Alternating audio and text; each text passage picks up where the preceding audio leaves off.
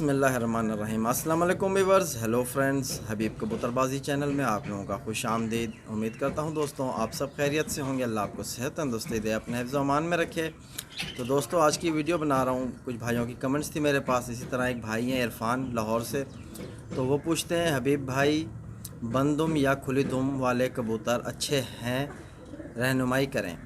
तो आप मेरे साथ बने रहें तो मैं कबूतर पकड़ लेता हूँ। इरफान भाई आपको बताता हूँ कि जो मेरी इन्फॉर्मेशन है, जो मेरा इल्म है, वो आपसे शेयर करूँगा कबूतर के दुम के हवाले से। तो उम्मीद करता हूँ मेरी आज की वीडियो आप भाइयों को पसंद आएगी और वीडियो एंड तक देखना तो आपके लिए फ़ायदेमंद होगी। तो माशाल्लाह इरफान भाई आप देख सकते हो मेरे हाथ में कबूतर मौजूद है। तो ये मेरे घर का बनाया हुआ कबूतर है और ये फ़ीमेल कबूतरी है। तो मैं आपको बात अपने तरीके के आपको बताता चलूँ कि जब भी कबूतर बनाएं, यानी हम अपने घर के कबूतर बनाते हैं, तो उसमें कोशिश ये करो कि दोनों तरह के कबूतर बनाओ। बंद दुम के भी कबूतर होने चाहिए आपके पास और खुली दुम के भी कबूतर होने चाहिए। जिस तरह ये मेरी कबूतरी है, ये खुली दुम की, इसकी टेल बीच में ज़रा कम है, लेकिन आपने कोशिश ये करनी है जो चाहे खुली दुम का कबूतर भी होना, तो आप उसका ये जो पत्ता है ना, बीच में एक सेंटर में होना चाहिए। दोनों साइड इस तरफ गैप और इस तरफ गैप बने और पत्ता बिल्कुल सेंटर में आए, तो वो कबूतर अच्छा होता है। तो आपको मैं ये बताऊं कि मैं जो आपको बता रहा हूं बात कि भाई खुली दुम के कबूतर भी होने चाहिए, बंद दुम के भी होने चाहिए। अब अक्सर ये होता है कि मौसम ख़राब हो जाता है, वहाँ बंद दुम का कबूतर जो है, मिसाल तौर पे आप एग्जांपल ले लो, जिस तरह हवाएं हो जाती हैं, हवा चल पड़ती है तो तूफ़ान वगैरह आ जाता है, तो उसमें बंद दुम का जो कबूतर है ना, वो ज़रा ज़ाया होने का ख़तरा हो जाता है उसका। लेकिन जहाँ खुली दुम का कबूतर होता है, वो कबूतर मतलब ईज़िली मतलब अच्छी परवाज़ देकर फिर भी बैठता है वहाँ उसकी हिसाब में, जिसकी यानी बंद दुम है और खुली दुम, यानी हवा में बैलेंस खुली दुम जो है वो यानी सही तरीके से बैलेंस कर जाती है। तो इसीलिए मौसम ख़राब के हिसाब से भी कबूतर होने चाहिए। वहाँ जहाँ हवाएं ज़्यादा होती हैं वहाँ खुली दुम का कबूतर अच्छी परफॉर्म करता है और बंद दुम का कबूतर भी अच्छी परफॉर्म करता है, लेकिन बस उसकी परफॉर्म और खुली दुम वाले कबूतर दोनों की परफॉर्म, जब आप दोनों कबूतर रखोगे तो इंशाल्लाह जब आप उड़ाओगे तो वहाँ आपको खुद अंदाज़ा हो जाएगा। जिस तरह ये मेरी फ़ीमेल कबूतरी है, ये है खुली दुम की कबूतरी। जब मौसम ख़राब था बीच में मैं उड़ाता रहा तो इसने यानी बंद दुम के कबूतर से इसने अच्छी परवाज़ दिखाई मुझे। हालांकि वो भी अच्छे उड़ने वाले कबूतर थे। इसका भाई था वो बंद दुम का था और अल्लाह भला करे इसके साथ जो दूसरे बच्चे उड़ते थे वो भी मतलब कि अच्छे परवाज़ी थे, लेकिन उनसे ये फिर भी अच्छी परवाज़ कर जाती थी। और इसने मौसम ख़राब में एक दफ़ा बाहर भी रह गई थी ये, तो अगले दिन सुबह ये घर वापस आ गई थी। यानी सारे बच्चे मेरे उतर गए थे, बरसात शुरू हो गई थी और हवा थी, लेकिन ये पट्ठी मेरी नहीं उतरी थी, ये ऊपर ही रह गई थी। 5 घंटे हो चुके थे इसे उड़ते हुए और बाकी उतर आए थे। ये फिर जब तेज़ हो गई थी बरसात तो उसमें निकल गई, कहीं जा बैठी, अल्लाह जाने जहाँ भी गई मुझे नहीं पता। लेकिन इस पर मैंने एक वीडियो पहले भी दी थी कि ये पट्ठी क्यों ज़ाया हुई थी और क्यों वापस आई थी, मतलब एक दिन के बाद दूसरे दिन वापस आ गई थी। तो दोनों हिसाब के कबूतर बनाओगे आपको फ़ायदा होगा। तो मेरा कहने का मतलब, उम्मीद करता हूँ इरफान भाई आपकी समझ में आ गई होगी मेरी बात। तो इसी तरह एक भाई और हैं, हरपाल उनका शायद नाम है, तो वो पूछते हैं हबीब भाई चूहे कबूतर के साथ कौन सा क्रॉस लगाऊं, कमेंट रिप्ले। ठीक है, तो हरपाल भाई मैं आपको एक बात बताता चलूं कि कबूतर आप जब भी कोई सेलेक्ट करो अपने जोड़े के हिसाब से, आप ये ना देखो कि यार ये इस नस्ल का कबूतर है मुझे इस नस्ल के साथ लगाना है। आपने नस्ल के पीछे जाओगे तो आपकी कबूतरबाजी बहुत आगे चली जाएगी और बहुत लंबा टाइम ले लेगी। तो आपको मैं जो अपनी एडवाइस दूंगा, अगर मेरी एडवाइस पर रहोगे तो मेरी एडवाइस आपके लिए है, जब भी आप कोई पेयर सेलेक्ट करो, यानी नर और मादा जब जोड़ा लगा रहे हो, तो उनमें पॉइंट अच्छे होने चाहिए। चाहे वो कसूर की नस्ल के हों, चाहे वो सियालकोट की नस्ल के हों, चाहे वो जिस घर के कबूतर हों, तो आप जोड़ा लगाते वक्त इस चीज़ का एहतियात ज़रूर किया करो कि कबूतर की आँखों में उसके रिंग मुकम्मल हों, हड्डी 4 उंगल की हो, जोड़ तंग हो, उनके मुलायमियत हो, कबूतर में वज़न जो है आगे को रखता हो कबूतर। ये सारी चीज़ें देख के चलोगे ना तो इंशाल्लाह आप देखोगे जो आप जोड़ा बनाना चाह रहे हो, जिस तरह आप कह रहे हो कि देखो हो सकता है इस तरह ये भी है कि जो चूहा कबूतर या कबूतरी जो आपके पास मौजूद है आप चाह रहे हो मैं उसे क्रॉस करूँ, शायद अच्छी कबूतरी है या अच्छा कबूतर है, तो आप कोशिश करो जो उसके साथ पार्टनर बना रहे हो वो भी आप अच्छा ही रखो। बेशक आप सियालकोट का कबूतर है तो वो रख लो या कसूर का कबूतर वो रख लो, लेकिन कबूतर अच्छा होना चाहिए। उसमें जिस तरह मैंने आपको बताया ना कि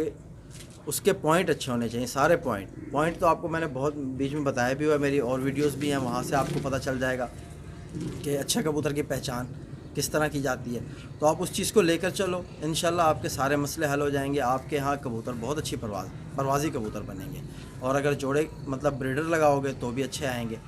تو یہ بریڈر جوڑا بھی میں نے آپ کو بتایا تھا، اور میں نے آپ کو پروازی جوڑا بھی بتایا ہوا ہے کہ وہ دونوں کس طرح لگائے جاتے ہیں، اس میں کیا چیز ہوتی ہے۔ تو ٹھیک ہے، تو اسی طرح میرے خیال سے آپ کا ایک اور سوال تھا میرے پاس، تو آپ نے کچھ بتایا تھا کہ مولیٹھی اور جو دو میں نے پانی بتائے تھے، میرے خیال سے ایک ارک امبر تھا اور شاید ایک ارک گلاب تھا، تو یہ دونوں چیزیں ایزیلی کہیں سے بھی مل جاتی ہیں، ٹھیک ہے۔ تو آپ شاید انڈیا سے ہو، تو اگر انڈیا میں ہو تو انڈیا میں بھی یہ چیزیں آپ کو ایزیلی مل جائیں گی، تو آپ بے فکر ہو جاؤ، آپ وہ چیزیں دیکھ لو۔ اور جو مشکل چیز تھی وہ مولیٹھی، وہ تو آپ کو مل چکی ہے، باقی ارک گلاب کسی پرچون کی دکان پہ جاؤ گے وہاں سے بھی مل جائے گا، کوئی بڑی سپر مارکیٹ میں جاؤ گے وہاں سے بھی آپ کو مل جائے گا، اگر پنساری کی دکان پہ جاؤ گے تو پکا آپ کو مل ہی جائے گا، ٹھیک ہے۔ تو آپ بے فکر ہو جاؤ، انشاءاللہ وہ چیزیں آپ سے کوئی ٹینشن نہیں ہو، ایزیلی ملنے والی چیزیں میں نے آپ کو بتائی تھی۔ تو اسی طرح ایک اور بھائی ہمارے ساجد علی ان کا نام ہے، سوئٹزرلینڈ سے ہیں، تو وہ کہتے ہیں کہ حبیب بھائی کبوتر کی پرواز پروں میں دیکھی جاتی ہے، اور جو باہر کی 3 پر ہوتے ہیں وہ کیسے ہونے چاہیے اور کس طرح کے پرواز زیادہ ہوگی، مطلب کون سے پروں میں پرواز زیادہ ہوگی۔ تو ساجد علی میں آپ کا سوال سمجھ چکا ہوں، تو میں آپ کو ایک بات بتاتا چلوں کہ کبوتر کی پرواز جو ہے تقریباً اس کے پروں میں سے بھی پتہ چلتی ہے، آنکھوں سے بھی پتہ چلتی ہے، اور ہڈی جوڑ سے بھی پتہ چلتی ہے۔ تو پروں میں جس طرح جو 2-3 پوائنٹ ہوتے ہیں جو پروں میں جو بہت اہم ہوتے ہیں، اگر آپ کوئی جوڑا لگا رہے ہو یا آپ اپنے لیے مطلب کوئی باہر سے پرندہ خرید رہے ہو، تو اس میں آپ یہ چیز دیکھا کرو کہ کبوتر کا جب بھی آپ پر کھولو نا، کبوتر کا پر جب بھی آپ کھولو تو آپ اس چیز کو نوٹ کرو کہ پروں کی، یعنی میں آپ کو تو میں کیمرہ گھما دیتا ہوں، آپ کو ایزیلی سمجھ آ جائے گا۔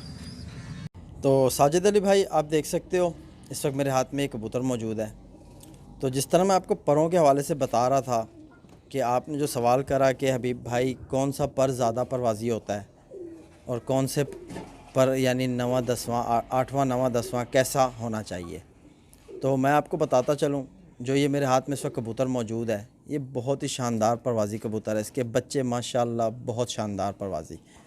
تو آپ کو سب سے پہلے جو چیز پروں میں نوٹ کرنی ہے نا کبوتر کے، اگر آپ اچھا پر دیکھنا چاہتے ہو تو آپ یہ پوائنٹ اس کے اندر ڈھونڈو، جب آپ کبوتر کا کندہ کھول رہے ہو تو آپ کو ایسا لگے کہ یار واقعی میں زور لگا کے کبوتر کا پر کھول رہا ہوں۔ ایک ہوتا ہے نا ایزیلی اگر آپ نے کبوتر کا پر پکڑا اور یوں کھولا تو پر بالکل بھاگتے ہوئے چلا گیا، پورا پلہ اس طرح کھل کے کھڑا ہو جائے۔ اب دیکھو یہ کبوتر کتنا زور لگا رہا ہے اپنا پر واپس کرنے کو، تو اس طرح یہ ایک میگنیٹ پاور جو میں بتاتا ہوں یہ ہونی چاہیے پر میں، ٹھیک ہے۔ جب آپ کبوتر کا پر یوں کھولو تو کبوتر آپ کو پر نہ کھولنے دے، جو کبوتر آپ کو پر نہیں کھولنے دے گا اور آپ زور لگا کے پر کھولو گے، جس طرح میں اب زور لگا کے کھول رہا ہوں، تو سمجھ لینا کہ وہ پر دی بیسٹ ہے، ٹھیک ہے۔